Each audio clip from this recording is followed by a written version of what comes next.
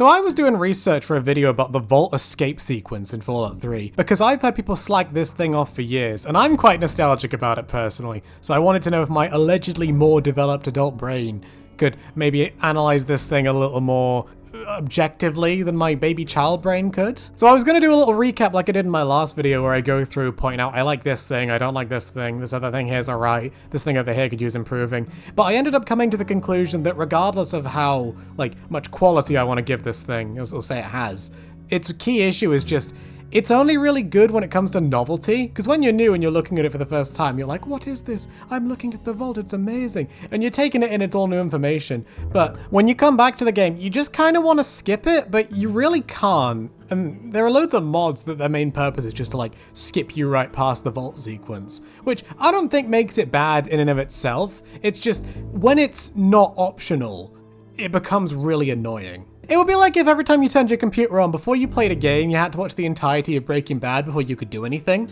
It would be like, I don't care how high quality the thing is, if I've got to sit through it before I do anything, I'm gonna go do something else. You could really tell when they were making New Vegas, they'd heard about these complaints before they started development, because the New Vegas intro is, here's your stats, here's your guns, fuck off, you know what I mean? I'd imagine this is a small contributing factor as to why people prefer New Vegas over Fallout 3, because when you play in Fallout 3, you're already slightly pissed off that you've wasted an hour of your life just doing the intro sequence, whereas in New Vegas, you're just out the door shooting shit within 5 minutes. So I ended up feeling like a little sheep conforming with everyone else's opinions, being like, yeah, the intro to Fallout 3 is kind of dog water. But I noticed something kind of peculiar while replaying this, which sort of opened up a wound from when I was a baba playing this game for the first time.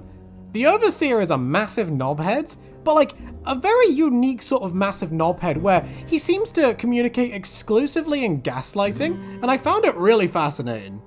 When I was a kid, I was able to sort of pick up on this a little bit, but I didn't really have the ability to put what I was feeling into words the way he talks about you escaping the vault. But now that I'm an adult and I've watched way too much true crime and To Catch a Predator stuff, I'm really good at picking up on people's really bad lies, and I notice he uses a lot of really shitty sales techniques while trying to talk you down from leaving the vault. Because I noticed he sort of talks like an abusive girlfriend in this sort of look what you made me do sort of way, as if anything bad's going on is your fault for resisting, not his fault for having all the power in the situation. Because in doing research for this video, it's kind of made, I thought, he's a bit of a dick initially, but, he's doing what he can to keep the vault safe. But after doing a lot of research on this, I've realized he's actually a lot more sadistic than I initially realized. I noticed while going through this again, that in the intro sequence and in the quest where you return to the vault, his solution to problems will usually involve violence, even when violence isn't necessarily required, and when he feels like it is, he won't just go with the minimal violence, he'll go completely OTT. So my best example for this is what he does after Dad leaves the vault. So your dad in-game, James, he's the only doctor in the vault, and he's got an assistant called Jonas. Now, when James escapes the vault, the Overseer decides to, just casually kill Jonas, which is the beginning of my major issues with this guy. Because he jumps straight to murder, even though when you do the quest where you return Trouble on the Home Front, he seems to magically remember that he's got a cell that he can put the teacher in. Which I think is really messed up, because it's you'd think of all the people you want to keep alive, maybe the closest thing to a doctor might be a good idea over the guy that teaches the goats. Now, you're told that Jonas was killed by the Overseer by a martyr when she wakes you up, but I was under the impression that he, executed him with a gun, but I found out while doing research for this video that he was beaten to death, which is quite a gruesome way to die. That, it takes quite a long time. And trust me, I've researched torture techniques for completely legit reasons, I assure you. And the reason I'm spending so long on this is because I feel like this one point about him executing Jonah in a very grisly way is sort of my key point of evidence as to how he keeps trying to gaslight the player. Because this is a really important thing to keep in mind, because when you confront him after making it through the vault, he acts as though you're being bad by trying to escape the vault, like you've done something wrong. But knowing what he did to Jonas, without really having to do to Jonas for any reason, really makes you wonder how much of this is to actually keep the vault safe, and how much of it is just to keep his weird torture fetish going. Because he keeps being all like, oh, your dad left, therefore I have to do this now, and also get in the blender. I remember when I played this for the first time, I almost believed I was doing something wrong by escaping the vault, and I had actually done something to deserve what was happening.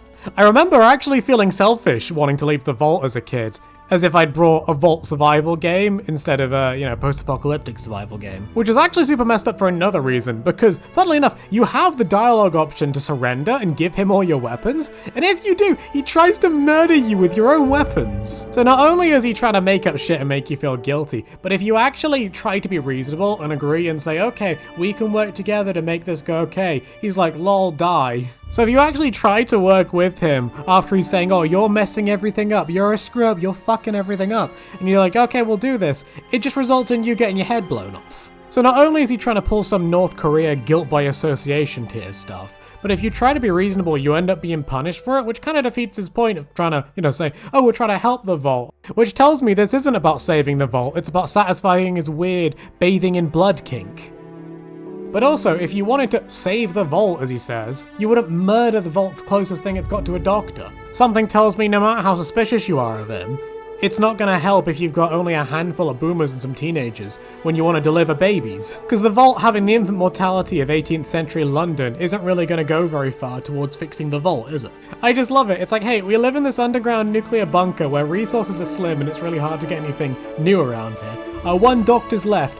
I know, let's shoot the other one in the head with a Glock. That's a great idea.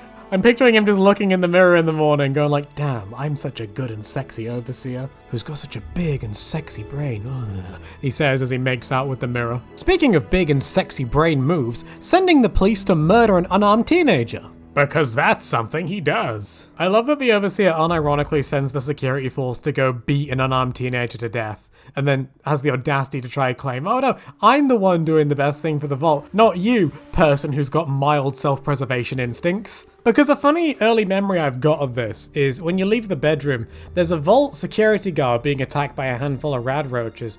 And when I was a kid, I thought if I help him out, he'll be so grateful that I'll make a mate and he'll help me survive the rest of the vault. But no, even if you save him, he still does try to murder you directly afterwards. Even though those rad roaches do have the ability to kill him, if you just stand there and watch, they will eventually murder him. So your only choice at that point is to murder him, or to just have him follow you throughout the rest of the vault, which he can do. And when I was doing research for this, I was like, that does really suck. The guy's just doing his job. He doesn't really deserve to die. So I felt really kind of bad for it. But then I found out if you let him live and you don't do Butcher's quest to help his mum, Butch will walk up to the guy and say, hey, I need help saving my mom. And the guy will go, no can do, Butch. I've got to go beat that unarmed teenager to death. Have you seen that unarmed teenager? I sure would love to bludgeon their brains in. And that quickly made me lose empathy for, in return, bludgeoning his brains in. So that means not only is the man in charge a little serial killer, but his little minions are also wannabe Ted Bundys as well. And this brings me to a moral dilemma that has been genuinely stuck in my head for years. Is it ethical to kill the overseer, or is it ethical to leave him alive? Because it's genuinely a trope in media that I've got a bit of an issue with. When the bad guy sends his waves and waves of minions at the main protagonist, but the main protagonist refuses to kill the main, villain, because if they did that, I would be just as bad as you. But you're not, because you've murdered all their piles of minions. Therefore, you've arguably murdered more than they have at that point. So what difference does one more homicide make? But also, I don't necessarily agree with this, because I think the person in charge is by far more guilty than any of those millions of minions you killed. So if anything, it should be the other way around. The big bad villain should be killed and the minion should be spared. You shouldn't be sparing the main bad guy with a speech check. You should be sneaking around all the minions and then bludgeoning the main bad guy in the back of the head with a brick. Because when I was a kid, I remember the first time I played this, I just straight up gunned him down after it was too hard to talk him down because he's an unreasonable dickhead. But then on my second playthrough, I talked about one of my other videos where I was the goody two-shoes. I did the thing of being like, no, I'm not going to kill you because then I'll be just as bad as you. But these days I'm sort of like, what, fuck it, you ordered all those guys to their deaths. What makes you so special? Because as far as I'm concerned, this guy has murdered Jonas brutally, tried to murder me brutally, and then because he tried to murder me, I had to self-defense kill all those guards, which I can't be held responsible for because I was just defending myself. Because if I wanted to genuinely, be a good person and not kill anyone, I'd have to use my epic save point Undertale powers to reverse the timeline and just die a million times till I can get past without being skewered, which isn't reasonable. So as far as I'm concerned, all those deaths are on his hands, regardless of how much of a dick move it was for James to try to leave the vault. Which although, yeah, did endanger the entire vault, On the other hand, you didn't really have to murder everyone. That wasn't exactly, you know, the other choice besides letting everyone come in and just be murdered. Either way, I think I've made my point. I probably thought about this character way more than anyone ever has in the history of anything. Even the writers probably didn't think about this guy as much as I have. I need a better hobby. But yeah, thank you for listening to my insane ramblings for the last 10 minutes. I'm gonna go touch some grass. Come and make the vault great again if you've made it this far in, and take care.